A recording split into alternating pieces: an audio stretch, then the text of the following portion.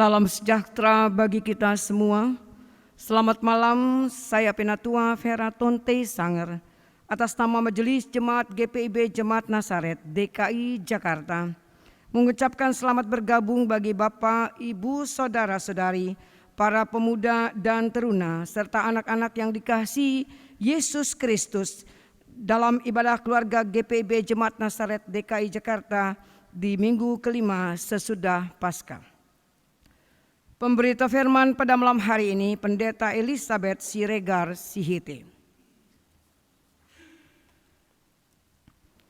Dalam persekutuan pelayanan gereja, tentu saja kesediaan hati sangatlah penting untuk kita dapat berkarya dalam pelayanan dan juga dalam melaksanakan tugas dengan sebaik-baiknya agar berkenan di hadapan Allah.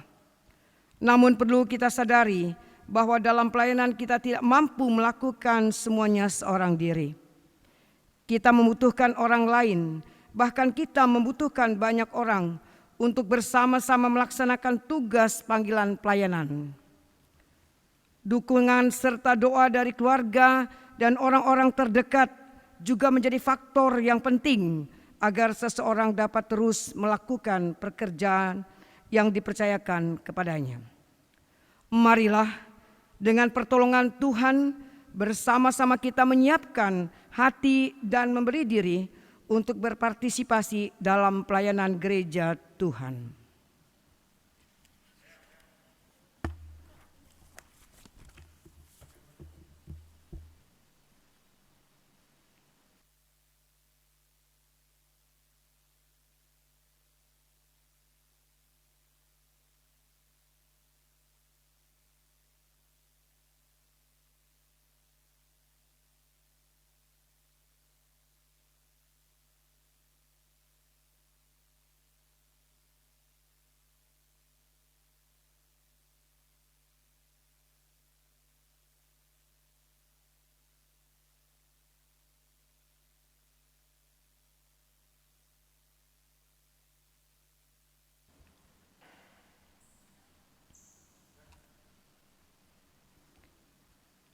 Apabila memungkinkan, mari kita berdiri.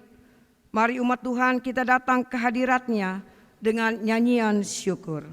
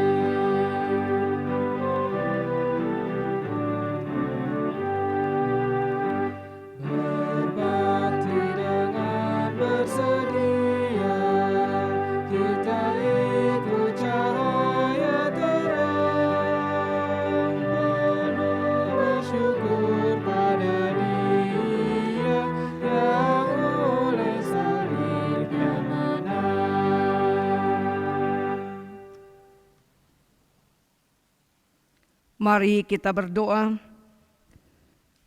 Terima kasih Tuhan Yesus atas berkat dan penyertaan-Mu dalam hidup kami. Kami bersyukur karena pada malam ini dapat bersama-sama melaksanakan ibadah keluarga GPIB Jemaat Nasaret Jakarta. Tuhan berkati dan pimpinlah ibadah kami ini, agar kami dapat mengerti maksud Tuhan bagi kami. Terima kasih Tuhan. Di dalam nama-Mu Yesus Kristus kami berdoa. Amin.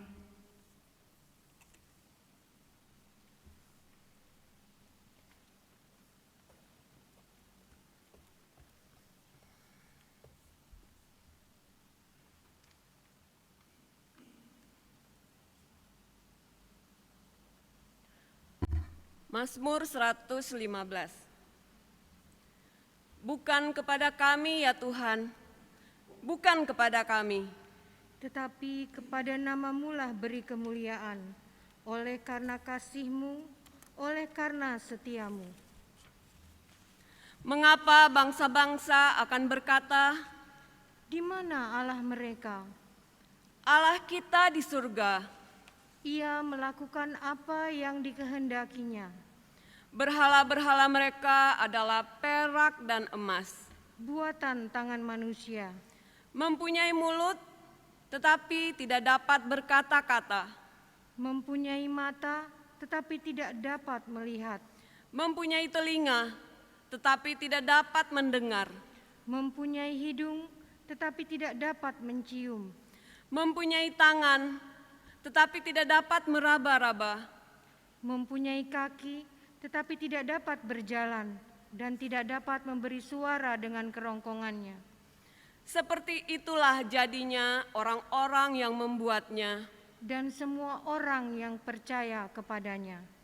Hai Israel, percayalah kepada Tuhan. Dialah pertolongan mereka dan perisai mereka. Hai kaum Harun, percayalah kepada Tuhan. Dialah pertolongan mereka dan perisai mereka.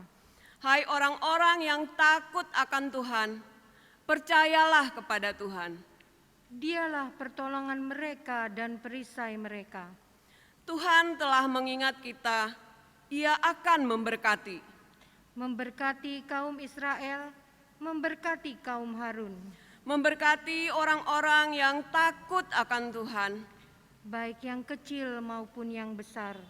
Kiranya Tuhan memberi pertambahan kepada kamu, Kepada kamu dan kepada anak-anak-Mu, diberkatilah kamu oleh Tuhan. yang menjadikan langit dan bumi, Langit itu langit kepunyaan Tuhan. dan bumi itu telah diberikannya kepada anak-anak manusia. Bukan orang-orang mati akan memuji-muji Tuhan, Dan bukan semua orang yang turun ke tempat sunyi, tetapi kita akan memuji Tuhan. sekarang ini dan sampai selama-lamanya. Haleluya.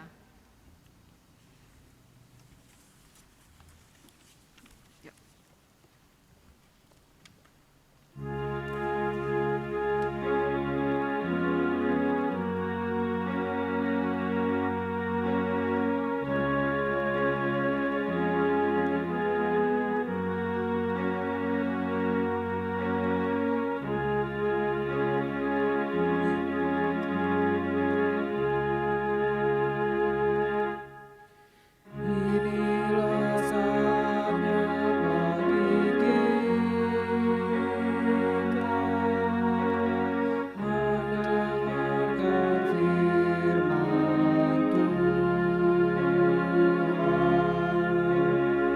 Akal budimu kau siapkanlah, bukalah hatimu bagi firman-Nya. Mari berdoa, minta Roh Kudus menuntun.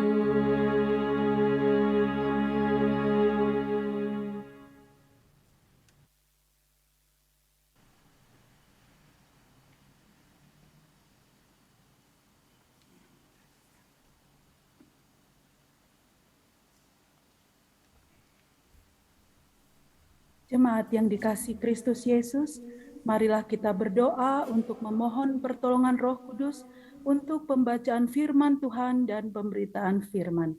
Kita berdoa.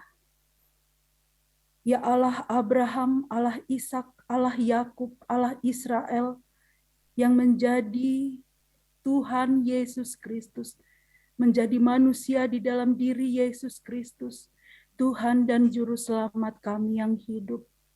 Ya Allah, Engkau yang berfirman di atas gunung Sinai, Engkau yang turun dalam awan yang kelam di atas kemah suci seperti yang akan kami baca di dalam kitab Tawarikh. Kami rindu mendengarkan suara-Mu ya Tuhan. Oleh sebab itu kami memohon pertolongan Roh-Mu yang kudus, agar kami dapat mengerti akan sabda Tuhan, memperoleh kekuatan untuk melakukannya di dalam kehidupan kami sehari-hari. Berfirmanlah Engkau ya Kristus Yesus, karena kami anak-anak-Mu telah siap mendengar. Amin. Jika memungkinkan, marilah kita berdiri untuk mendengar firman Tuhan yang dibacakan dari Alkitab. 1 Tawarikh 9 ayat 24 hingga 27 yang menyatakan,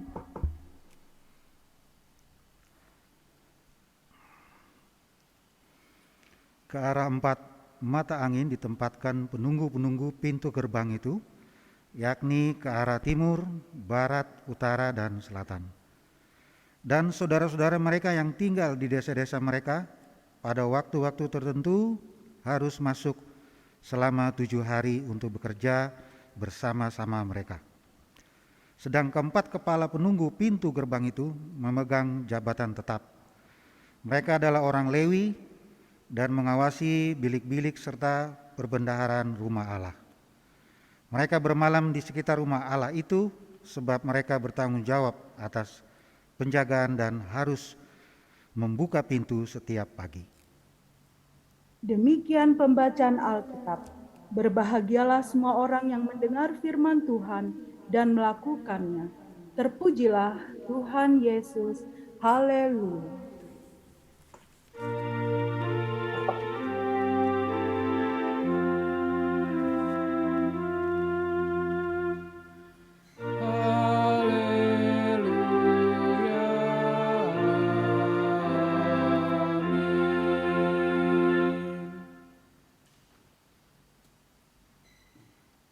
Jemaat yang dikasihi Tuhan Yesus Kristus, pembacaan firman Tuhan di dalam ibadah keluarga pada malam hari ini adalah dari 1 Tawarikh 9 ayat 24 hingga ayatnya yang ke-27.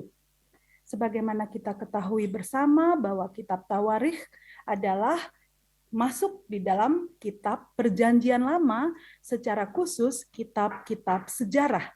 Mari secara singkat kita membahas tentang kitab Tawarikh tersebut. Saya mempersilahkan untuk memaparkan slide share, minta tolong. Ya, kita tentu sering membahas tentang hal ini, tentang tanah. Perjanjian Lama dalam bahasa Ibrani dikenal dengan tanah, di mana tanah merupakan singkatan dari Ta, Torah, Na, Nevi'im, Ketubim. Ya, next. Nah, Ta atau Torah itu adalah Kejadian, Keluaran, Imamat, Bilangan, Ulangan. Saudara, ini penting karena sebagai umat Kristen kita perlu mempelajari, mendalami isi kitab suci. Dan yang kedua, kalau Tuhan berkenan bulan Juni nanti ada perayaan hari ulang tahun ke-53 GPIB Nasaret. Puncaknya sudah dirayakan hari Minggu lalu, tetapi nanti akan ada cepat tepat, di mana di situ ada pertanyaan isi seluruh perjanjian lama, kitab-kitab dalam perjanjian lama, dan isi kitab-kitab dalam perjanjian baru. Nah, itu hanya sekilas informasi dari saya. Nah, baik, kembali. Tanah.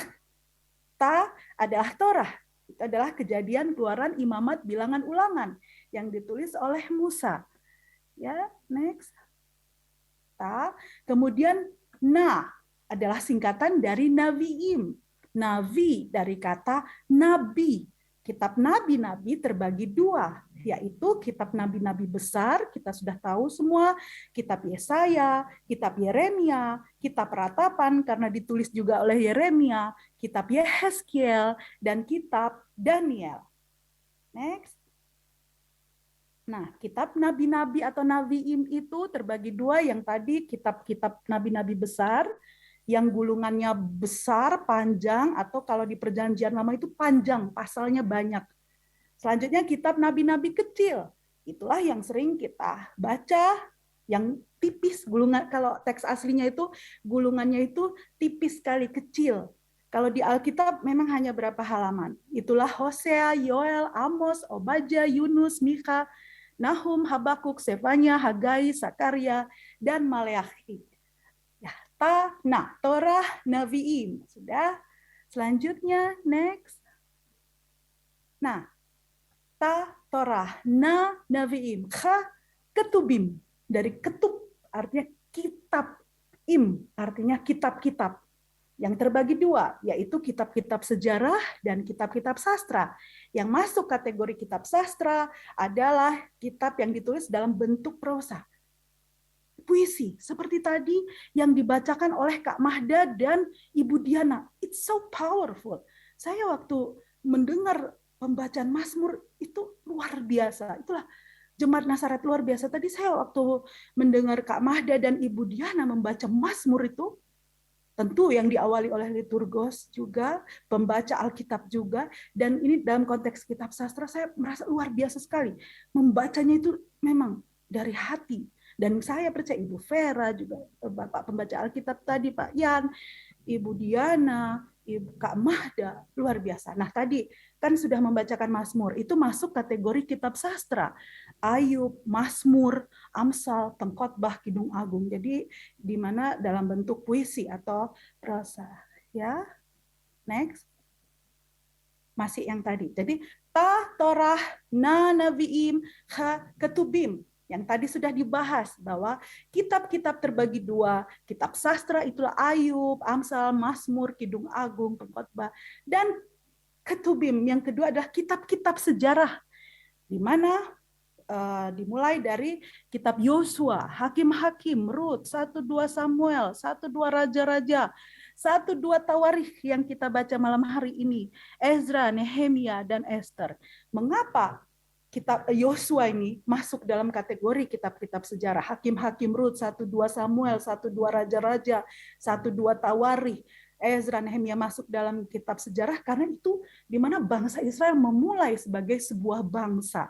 Karena pada saat bangsa Israel di Mesir mereka hanyalah keturunan dari Yakub. Kita tahu guru-guru sekolah minggu semua hadir di sini pasti sangat paham.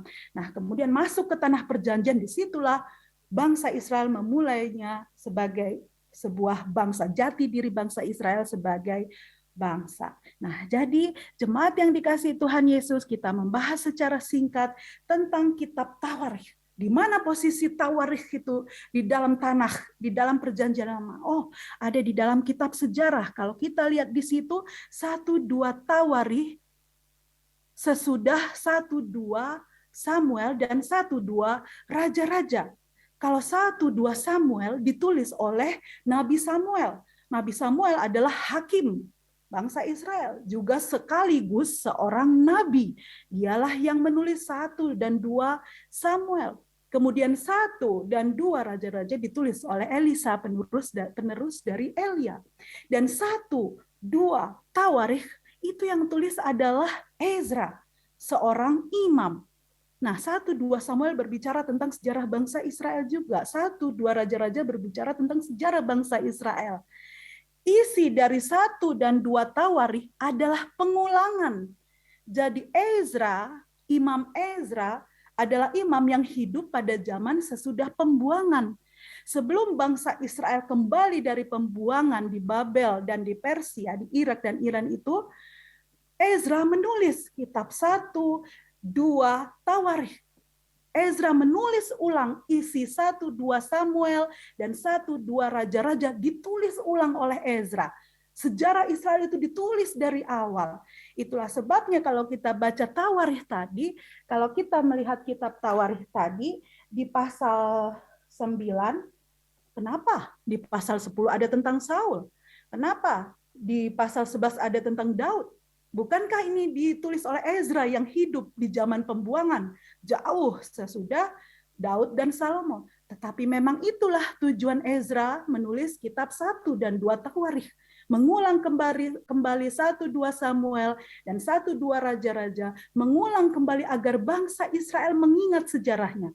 Sejarah bangsa Israel tidak terlepas dari Tuhan Allah yang menyertai mereka sehingga mereka selalu menang di dalam medan pertempuran. Nah, jemaat yang dikasihi Tuhan Yesus, next. Sudah jelas tentang 1, 2 tawarikh. Berbicara tentang tawarikh, ditulis oleh Ezra, seorang pemimpin, seorang imam yang hidup di zaman sesudah pembuangan. Next.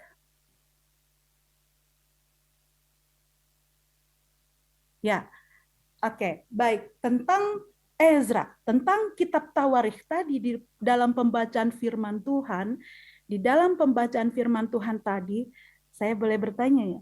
Oh, tapi tapi tidak apa. Di dalam pembacaan firman Tuhan, siapakah yang mendapat tugas menjaga keempat pintu gerbang? Bertugas di kemah suci. Waktu itu belum ada bait Allah. Ezra bercerita tentang zaman di mana belum ada bait Allah. Yaitu dari suku. Jadi pembacaan firman Tuhan berbicara tentang sebuah keluarga yang melayani Tuhan, yang berasal dari suku Lewi, di mana Allah memerintahkan suku Lewi menjaga, bertugas di bait Allah, di kemah suci siang maupun malam, dan anak-anaknya mendapat tugas untuk menjaga di pintu gerbang di utara, selatan, timur, dan barat. Mereka lah orang-orang Lewi yang dikhususkan oleh Allah bekerja di bait Allah, menjadi imam. Nah, siapa orang-orang Lewi? Karena pembacaan firman Tuhan pada malam hari ini berbicara tentang keluarga Lewi yang bertugas di bait Allah, melayani Tuhan. Bandingkan dengan tema, ya kan? Tema ibadah kita pada malam hari ini, kesediaan berpartisipasi dalam pelayanan gereja. Dalam konteks perjanjian lama adalah di kemah pertemuan. Keluarga Lewi dengan penuh sukacita melayani Tuhan. Siapa sesungguhnya keluarga Lewi? Tentu kita sudah mengetahui semua bahwa Lewi adalah salah satu dari anak Yakub. Di sini dijelaskan bahwa nama-nama anak-anak Lewi ada 12. Terima kasih di Zoom sehingga jemaat bisa melihat dengan jelas. Yang pertama adalah Ruben, kemudian Simeon, kemudian Lewi, lahir dari Lea, kemudian Yuda, Yehuda itu, sukunya Tuhan Yesus, wonderful. Kemudian Dan, selanjutnya Naftali, selanjutnya Gad, kemudian Asyer, Isakar, Sebulon, Yosef, dan Benjamin. Yosef dan Benjamin atau Yusuf dan Benyamin lahir dari Rahel yang memang Yusuf cintai. Yang memang Yakub cintai. Itu sebabnya Yakub itu lebih fokus kepada kepada Yusuf dan Benyamin karena memang lahir dari Rahel, istri yang dia kasihi.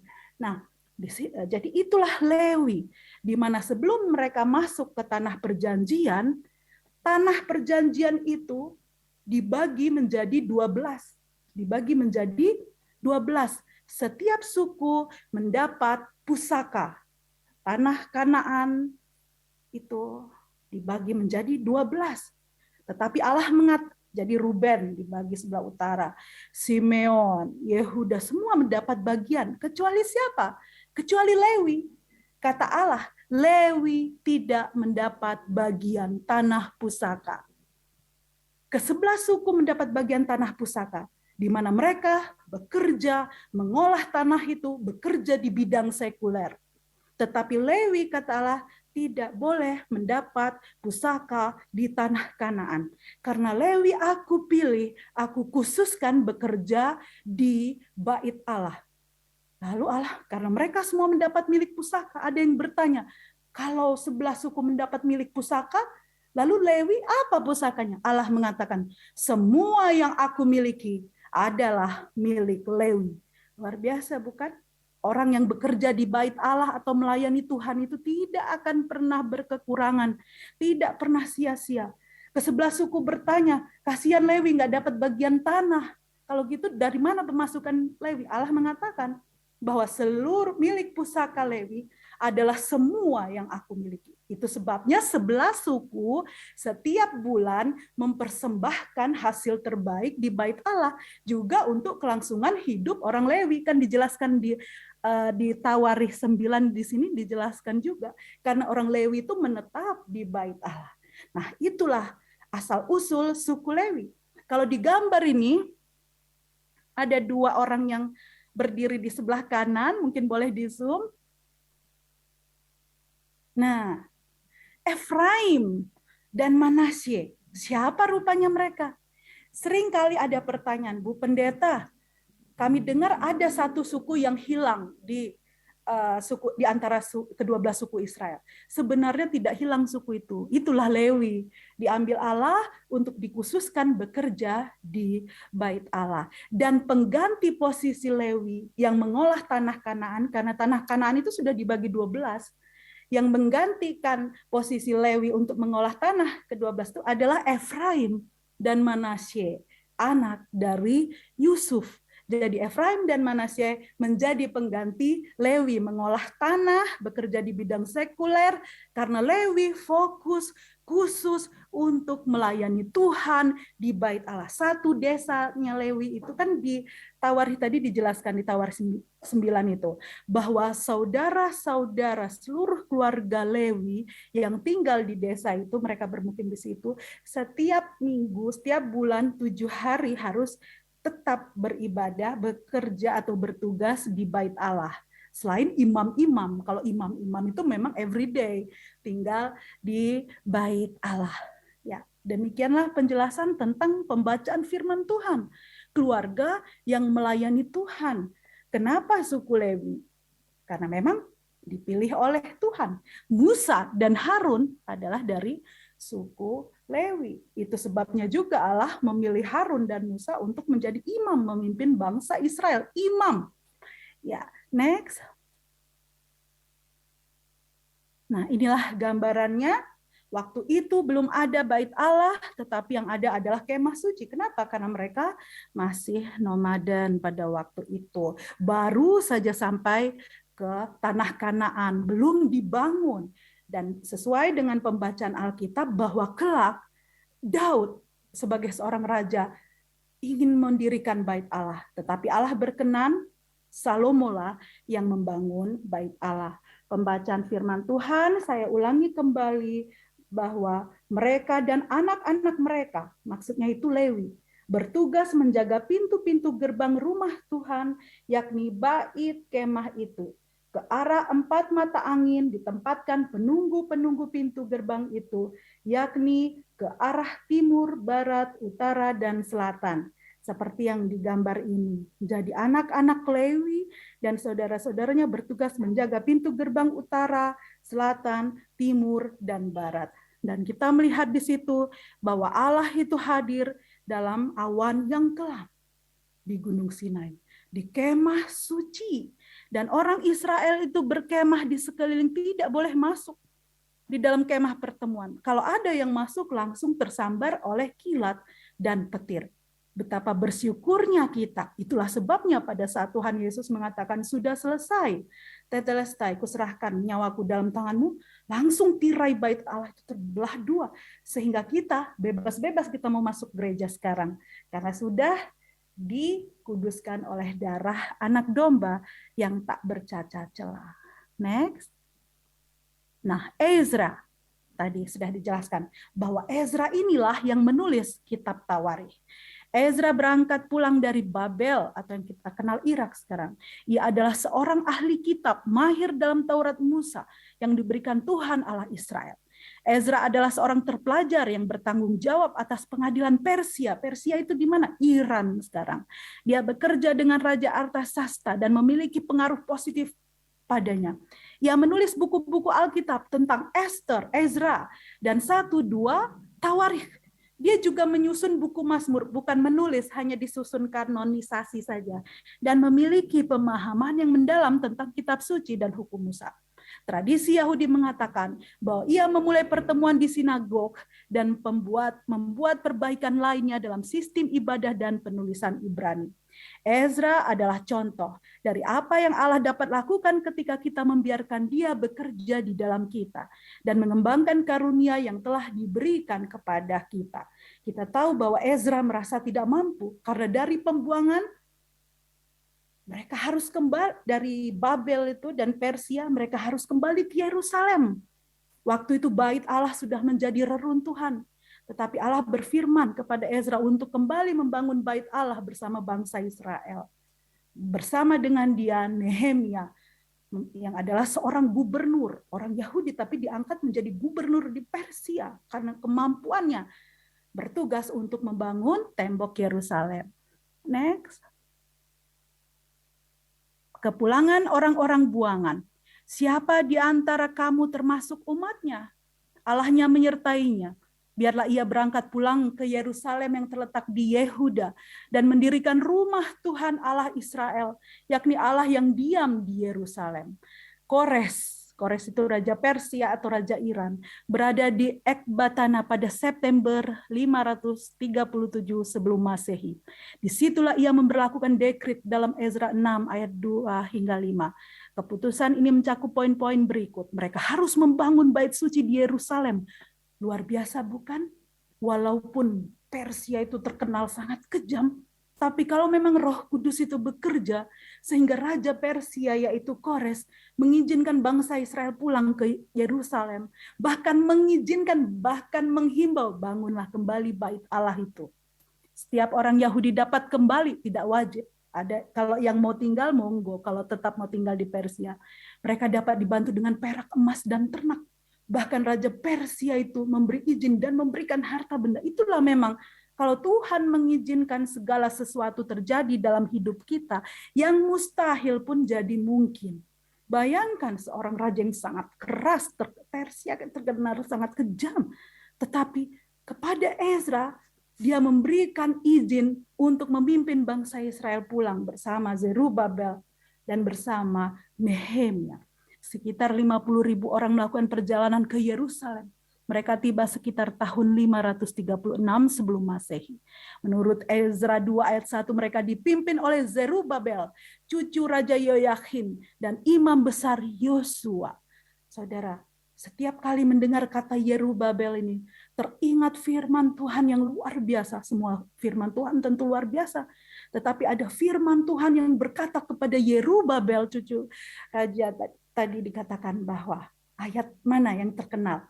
Saudara masih ingat firman Tuhan kepada Yerubabel.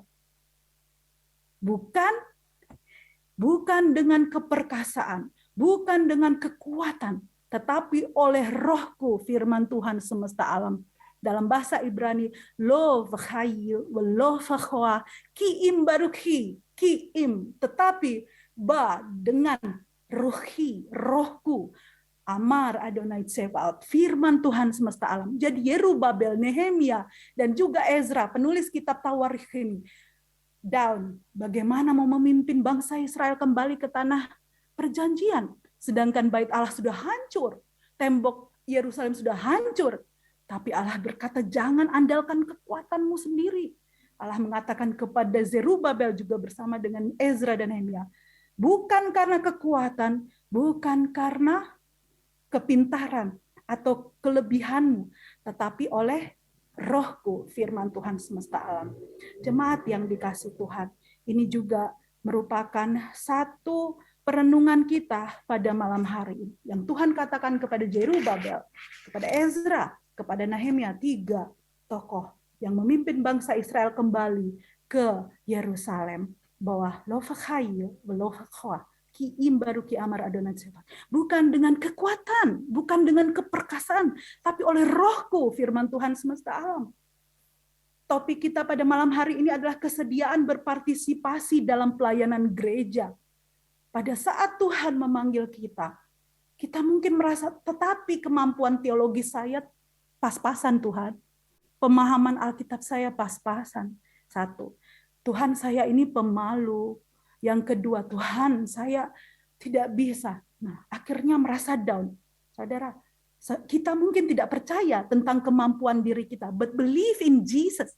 Percayalah kepada Yesus yang mengutus kita. Karena kalau mau, Tuhan gimana ya, nggak akan bisa. Itu sebabnya pada saat Ezra penulis kitab Tawarikh ini, Nehemia, Yerubabel merasa down, apa mungkin ini membangun Yerusalem? Tuhan berkata, Lo vachayil, lo vachoa, ki imbaruchi, amar Adonai Tsevaot. Bukan karena kekuatanmu, bukan karena keperkasaanmu, tapi oleh Rohku. Demikian juga kita sebagai keluarga, mungkin sebagai suami, sebagai istri, sebagai orang tua, kita rindu anak-anak kita melayani Tuhan, tapi bagaimana ini udah dibilang berkali-kali nggak mau dengar. Percayalah saudara, bukankah firman Tuhan melalui Rasul Paulus mengatakan, aku menanam, Apolos menyiram, Tuhan yang memberi pertumbuhan. Paulus memang mendirikan gereja-gereja, jemaat-jemaat, tetapi kan Paulus harus pergi ke negara-negara lain.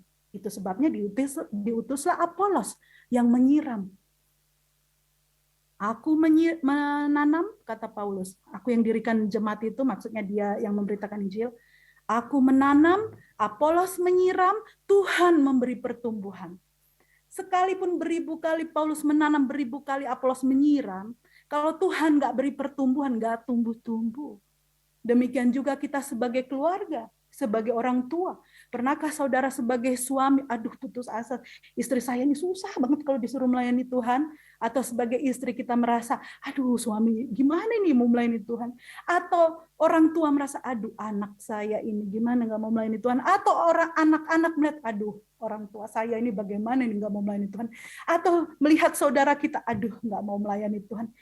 Don't worry, tugas kita adalah berdoa bagi keluarga kita. Karena kita percaya bahwa Paulus menanam, Apolos menyiram, Tuhan yang menumbuhkan. Roh Kudus yang menumbuhkan di hati keluarga kita agar mereka mau melayani Tuhan. Seperti jemaat GPIB Nasaret, saya bahagia sekali kalau setiap saya lihat, wah ini yang dulu-dulu saya masih kecil, sekarang sudah jadi PHN, sudah jadi majelis, sudah melayani itu, senang sekali saya, sungguh. Saya kan ya lama di jemaat Nasaret, saya puji Tuhan ya keluarga yang melayani Tuhan. Kesediaan berpartisipasi dalam pelayanan gereja. Nehemia dia bukan seorang imam, dia gubernur. Bayangkan Nehemia itu orang Yahudi tapi gubernur di tanah Persia Iran. Tapi itulah dia persembahkan hidupnya bagi Tuhan. Demikian juga Ezra. Dan next sebagai penutup, nah ini merupakan ayat dari 1 Tawarikh 17 ayat 27. Mari kita buka jemaat yang dikasih Tuhan. 1 Tawarikh 17 ayat 27. Luar biasa, amazing. Kiranya engkau sekarang berkenan memberkati keluarga hamba-Mu ini, supaya tetap ada di hadapan-Mu untuk selama-lamanya. Sebab apa yang Engkau berkati ya Tuhan, diberkati untuk selama-lamanya. Doa, syukur, Daud. Mari kita buka 1 Tawarikh 17. Ini Daud mengatakan ini kapan? Yaitu di 1 Tawarikh 17. Judulnya janji mengenai bait suci yang akan didirikan oleh Salomo. 1 Tawarikh 17 ayat 1. Setelah Daud menetap di rumahnya, berkatalah ia kepada Nabi Natan, lihatlah aku ini diam dalam rumah dari kayu aras, padahal tabut perjanjian Tuhan itu ada di bawah tenda. Lalu berkatalah Natan kepada Daud, lakukanlah segala sesuatu yang dikandung hatimu, sebab Allah menyertai engkau. Jadi Daud adalah sosok seseorang yang mengucap syukur kepada Tuhan. Dia menang berbagai pertempuran, dia sudah diangkat menjadi raja. Lalu pada saat dia duduk-duduk malam hari, Daud mengatakan bahwa lihatlah aku ini di dalam sebuah rumah istana, kan? Istana yang terbuat dari kayu aras, tetapi tabut perjanjian itu ada di kemah seperti yang gambar tadi, karena ini belum ada bait Allah. Daud itu merasa nggak tega gitu. Daud tinggal di rumah mewah, sedangkan tabut perjanjian hanya ada di bawah-bawah kemah. Itu sebabnya dia rindu untuk membangun bait Allah. Lalu Natan mengatakan, utarakanlah kepada Tuhan apa yang ada di dalam hatimu. Dan kita tahu semua ceritanya, Allah berkenan Salomo lah, Shalom. Yang Salomo kan artinya Shalom. Yang membangun bait Allah itu. Dan Daud sangat bersyukur kepada Tuhan. Karena Tuhan memilih anaknya untuk membangun bait suci. Betul bukan? Kerinduan kita sebagai orang tua, sebagai opa oma adalah apabila keluarga kita, anak cucu kita melayani Tuhan. Saudara, emas, perak, pangkat, jabatan itu pun adalah berkat Tuhan. Tapi apa artinya kalau tidak mempersembahkan hidup kepada Tuhan? Semua adalah berkat dari Tuhan. Kekayaan, kepandaian, pangkat, jabatan, harta, itu pun berkat Tuhan. Tapi nggak ada artinya kalau hidupnya tidak melayani Tuhan. Nah, Daud bersyukur bahwa Tuhan memilih anaknya Salomo untuk mau melayani Tuhan. Dan akhirnya Salomo, kita ketahui di pasal selanjutnya diceritakan mensupport Salomo. Daud support Salomo. Disupport kayu-kayu aras, emas, berlian, dan sebagainya untuk membangun bait Allah. Jadi seluruh keluarga bekerja untuk melayani Tuhan. Seperti tema kita malam hari ini. Lihatlah doa syukur Daud di ayat 16. Lalu masuklah Raja Daud ke dalam, maksudnya kemah suci. Kemudian duduklah ia di hadapan Tuhan sambil berkata, siapakah aku ini ya Tuhan Allah? Dan siapakah keluargaku sehingga engkau membawa aku sedemikian ini? Dan hal ini masih kurang di matamu ya Allah. Sebab itu engkau telah berfirman juga tentang keluarga hambamu ini dalam masa yang masih jauh. Dan telah memperlihatkan kepadaku serentetan manusia yang akan datang ya Tuhan Allah. Daud berseru kepada Tuhan mengucap syukur, Tuhan, siapakah keluargaku ini sehingga engkau melayakkan keluargaku melayani engkau. Saudara, melayani Tuhan itu it's a precious. Kalau saudara diberi tugas melayani Tuhan, itu luar biasa. Karena tandanya dari jutaan miliar umat manusia, Tuhan percayakan saudara, Tuhan pilih saudara. Bukankah Paulus mengatakan bahwa aku bersyukur kepada Dia yang mempercayakan Injil ini kepadaku. Wow, saya juga kalau baca itu, ya, Tuhan percayakan Injil ini kepada, misalnya saya dalam konteks ini, kepada Bapak Ibu, sebagai liturgos, sebagai pembaca Alkitab, sebagai pembaca Mazmur, pianis, kantoria, apapun itu namanya. Kalau saudara diberi tugas oleh Tuhan, tandanya Tuhan percaya kepada saudara. Seperti yang Paulus bilang kan, bahwa aku bersyukur kepada Dia yang mempercayakan Injil ini kepadaku. Ya ampun, saya ini siapa rupanya? Itu yang dikatakan Daud. Siapa rupanya keluargaku ini Tuhan, sehingga Engkau mengingat kami dan Engkau memperlihatkan orang-orang yang akan muncul di masa yang akan datang. Siapa maksudnya itu? Jesus. Kan di sini Daud bilang, sebab itu Engkau telah berfirman juga tentang keluarga hambamu ini di dalam masa yang masih jauh. Siapa itu? Yesus di perjanjian baru. Karena turunan Isai, suku Yehuda, luar biasa. Dan yang terakhir, Daud berkata kepada Tuhan, marilah jemaat, kita baca ayat ini bersama-sama. 1 Tawarikh 17 ayat 27. Kita baca bersama, kiranya engkau sekarang berkenan memberkati keluarga hambamu ini, supaya tetap ada di hadapanmu untuk selama-lamanya. Sebab apa yang engkau berkati ya Tuhan, diberkati untuk selama-lamanya. Firman Tuhan melalui doa syukur Daud ini juga berlaku bagi kita semua. Kita berdoa kepada Tuhan mengucap syukur, terima kasih Tuhan, Engkau sudah memberkati keluarga hambamu ini, dan hambamu percaya apa yang Engkau berkati akan diberkati untuk selama-lamanya. Amin.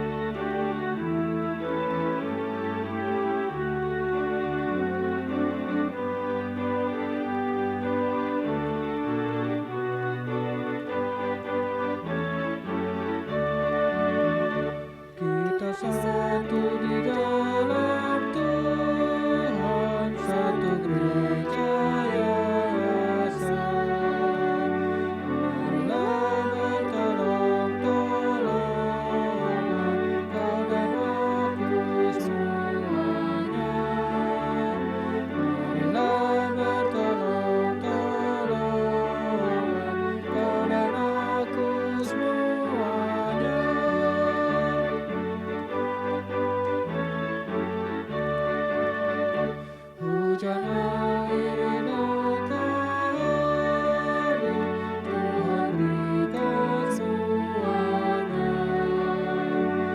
Bulan bintang memuji-muji, memenuhi semesta. Bulan bintang memuji-muji, memenuhi semesta.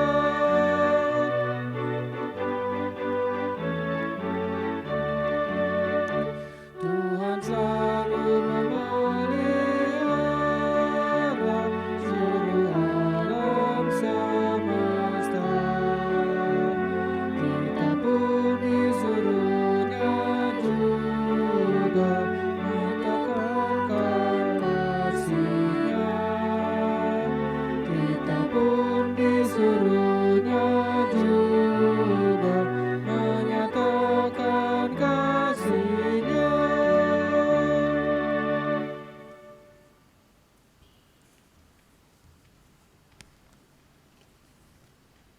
Marilah kita berdoa. Ya Tuhan yang Maha Kuasa, kami bersyukur karena malam ini Engkau kumpulkan kami untuk bersekutu denganmu.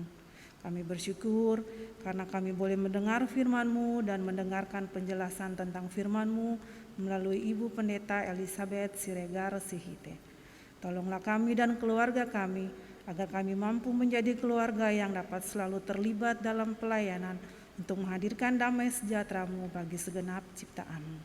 Kami berdoa juga untuk keluarga kami, berilah kami cinta-Mu, sehingga kami mampu untuk terus saling mengasihi dan menopang di tengah-tengah rutinitas hidup kami. Secara khusus, kami berdoa untuk anak-anak kami, bagi setiap keluarga yang sedang mengusahakan pendidikan yang lebih tinggi. Tolonglah kami untuk mampu melihat jalan yang Engkau tetapkan bagi kami. Kami berdoa untuk keluarga yang sedang menolong anak-anak mereka untuk menghadapi penilaian akhir tahun ajaran.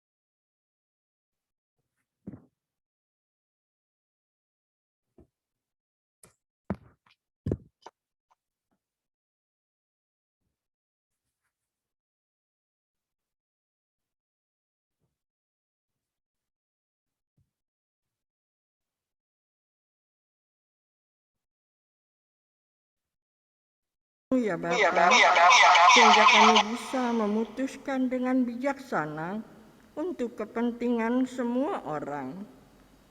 Tolonglah kami untuk tetap menerapkan protokol kesehatan dengan tepat, sehingga memutuskan penyebaran COVID-19. Tolonglah juga majelis jemaat kami untuk memutuskan hal yang terbaik dalam penerapan protokol kesehatan di tengah-tengah jemaat kami. Kami berdoa juga untuk Satgas COVID-19 di tengah-tengah jemaat kami. Biarlah setiap orang yang Engkau panggil dalam Satgas ini bisa melindungi kami semua dengan aturan yang mereka tetapkan. Kami juga berdoa untuk keresahan kami atas penyakit hepatitis akut yang menulari anak-anak. Tolonglah kami untuk mampu menjaga kebersihan. Berikanlah kami hikmat-Mu ya Bapa, sehingga penyakit ini dapat kami atasi. Ya Bapa, sumber kehidupan, kami serahkan seluruh hidup kami hanya ke dalam kuasa-Mu.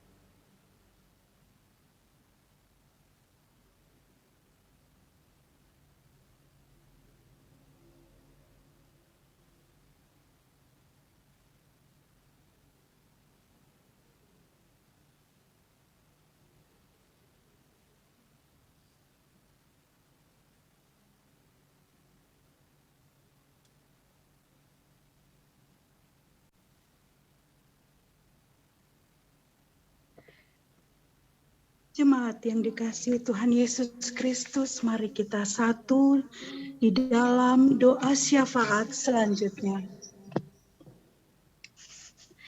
Ya Bapa yang Maha Kudus, Engkau mendengarkan seruan anak-anak-Mu tadi.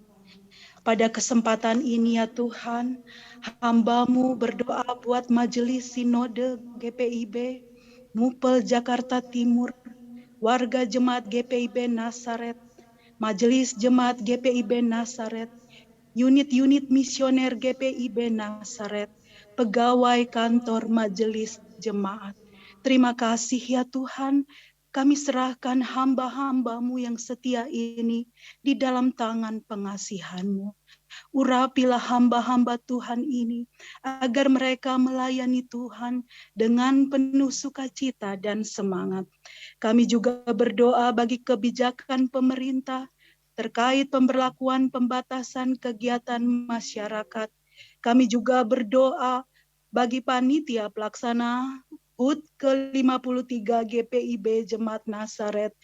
Kami juga berdoa bagi sidang Majelis Jemaat Triwulan keempat periode 2021-2022, tanggal 28 Mei 2022. Kami berdoa bagi pembentukan tim pelaksana dan pengajar katekisasi periode 2022 hingga 2023.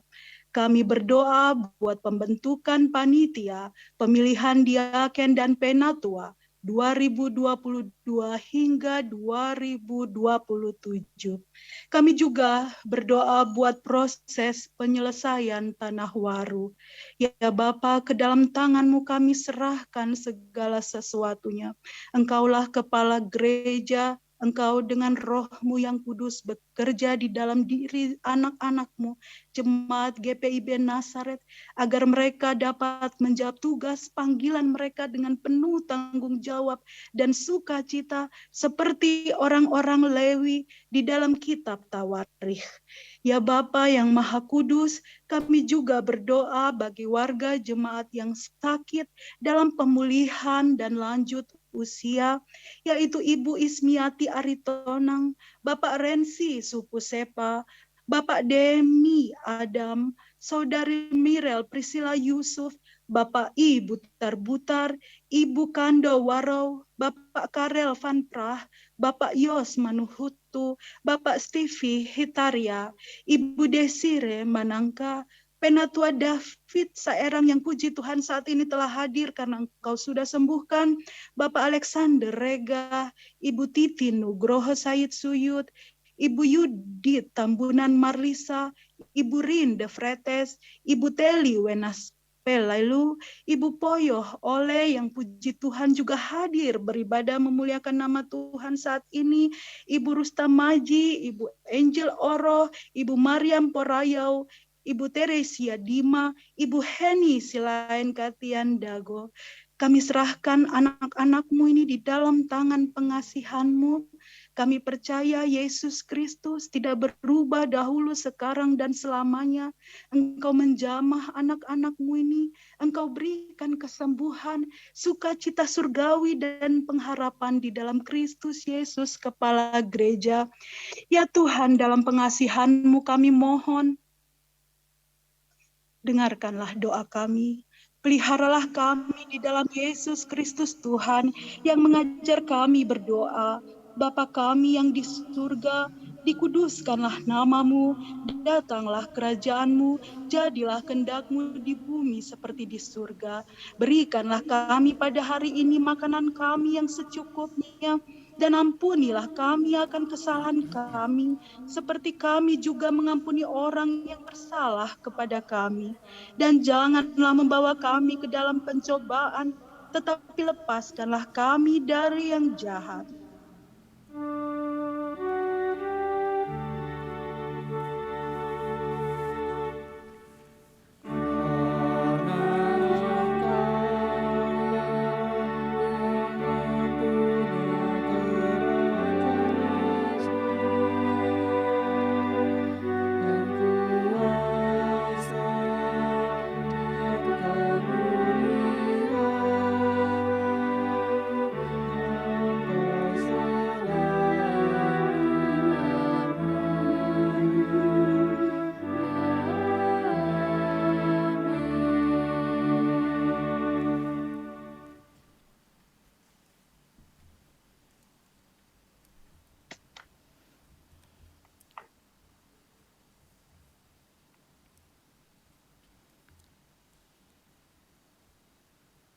Marilah kita mengatakan syukur kepada Tuhan melalui pemberian sukacita kita.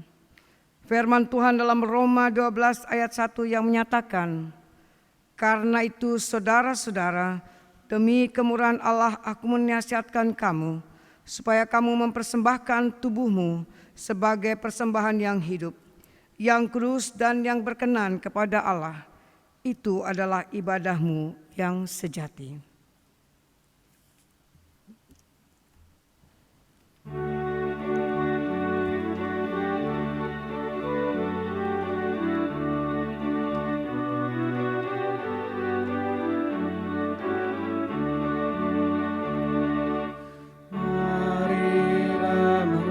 Syukur pada Allah atas rahmat yang telah diberikan bagi dunia.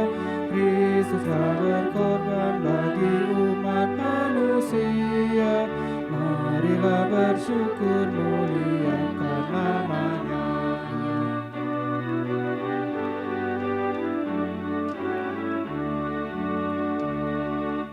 Oh, betapa kasih Tuhan bagi kita semua. Jangan kau sedia tak terpaksa, karena Tuhan selalu memberkati tiap orang yang bermurah hati memberikan persembahan.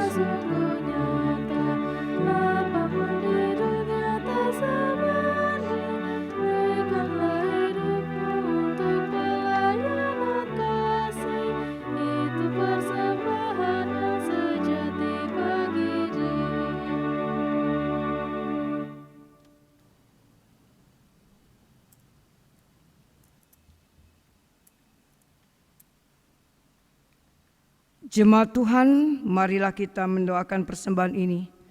Jika memungkinkan, mari berdiri.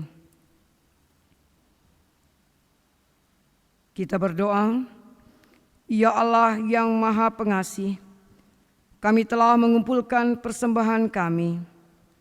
Terima dan berkatilah persembahan kami ini, agar dapat berguna bagi pelayanan dan kesaksian gereja-Mu di dunia. Dalam Tuhan Yesus Kristus kami berdoa. Amin. Dipersilakan duduk kembali.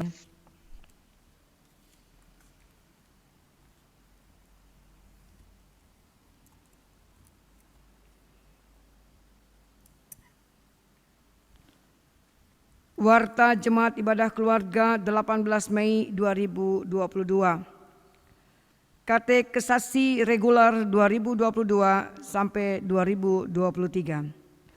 Pembinaan katekesasi reguler periode 2022 sampai 2023 telah dibuka dan akan segera dimulai. Bagi warga jemaat yang akan mengikuti katekesasi reguler dapat mendaftarkan diri, mengisi formulir di kantor Majelis Jemaat GPIB Jemaat Nasaret pada setiap hari kerja. Dimohon koordinator sektor, sekretaris sektor turut aktif mendorong warga jemaat di sektor masing-masing. Ibadah Pelkat Persekutuan Kaum Perempuan PKP. Pengurus pelayanan kategorial Pelkat Persekutuan Kaum Perempuan PKP GPIB Jemaat Nasaret DKI Jakarta mengundang anggota Pelkat PKP untuk menghadiri ibadah Pelkat PKB gabungan pada hari Kamis 19 Mei 2022 pukul 19 WIB dengan tema You Are an Amazing Woman. 1 Tawarik 9 ayat 31 sampai dengan 32. Ibadah dilaksanakan secara virtual melalui aplikasi Zoom. Pemberita firman Pendeta Betsy Ndun. Ibadah Minggu Oikumene pada hari Minggu 22 Mei 2022 pukul 10 WIB dilaksanakan ibadah bulan Oikumene 2022 dan pertukaran pemberita firman gereja-gereja anggota PGI wilayah DKI Jakarta. Dalam ibadah menggunakan tata ibadah khusus dari Sinode Gereja Kristen Jawa GKJ dengan tema Sehati, Sepikir untuk kepentingan bersama. Filipi 2 ayat 2 sampai dengan 3. Pemberita firman Pendeta Liando Nababan dari GBKP Pulau Mas. Hari kenaikan Yesus Kristus pada hari Kamis 26 Mei 2022 pukul 10 WIB bertempat di ruang ibadah GPIB Jemaat Nasaret dilaksanakan ibadah hari kenaikan Yesus Kristus ke surga dengan tema Gereja yang setara dan adil. Kisah Rasul, Para Rasul 1 ayat 6 sampai dengan 11. Pemberita firman Pendeta Yakoba Merlein Yosef. Renovasi tahap ketiga gedung gereja dan pastori. Saat ini sedang dilaksanakan renovasi gedung gereja tahap ketiga untuk pekerjaan penggantian pipa menara gereja, pengecetan dinding samping kanan gereja, perbaikan plafon belakang gedung gereja, serta perbaikan dan pengecetan pastori. Mohon dukungan doa jemaat agar proses pekerjaan berjalan dengan baik dan sesuai rencana. Untuk informasi terkait peribadahan, pelayanan, kegiatan dan keuangan GPIB Jemaat Nasaret DKI Jakarta selengkapnya dapat dilihat dalam warta jemaat yang telah di-share, dibagikan di WhatsApp grup WAG di masing-masing sektor pelayanan. Pemberita firman malam ini Pendeta Elizabeth Siregar Sihite, Pendeta Nor Organik GPIB. Kepada pemberita firman, tim live streaming, pemain instrumen, pemandu lagu, Ibu Diana Roskando Parinduri, Ibu Magdalena Maniharapon Horhoro, Bapak Yan Daulima, Ibu Luzila Palar Rondonui, Ibu Emma Lewa Herila Horhoro, Majelis Jemaat mengucapkan terima kasih atas pelayanannya. Tuhan Yesus memberkati.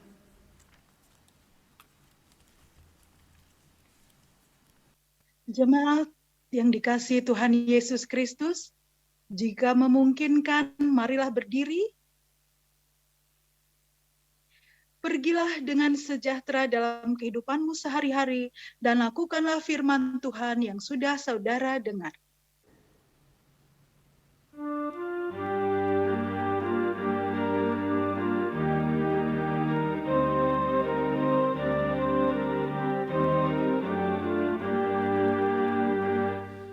Dalam Roh Yesus Kristus kita satu tetap.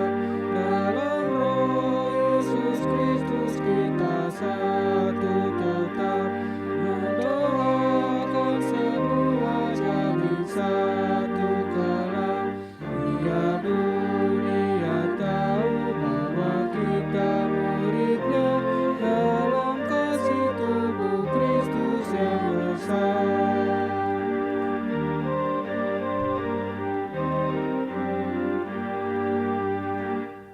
Kita jalan bersama bergandengan erat.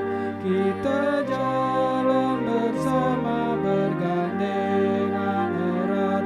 Menyiarkan berita bahwa Tuhan dekat. Biar dunia tahu bahwa kita muridnya dalam kasih tubuh Kristus yang besar.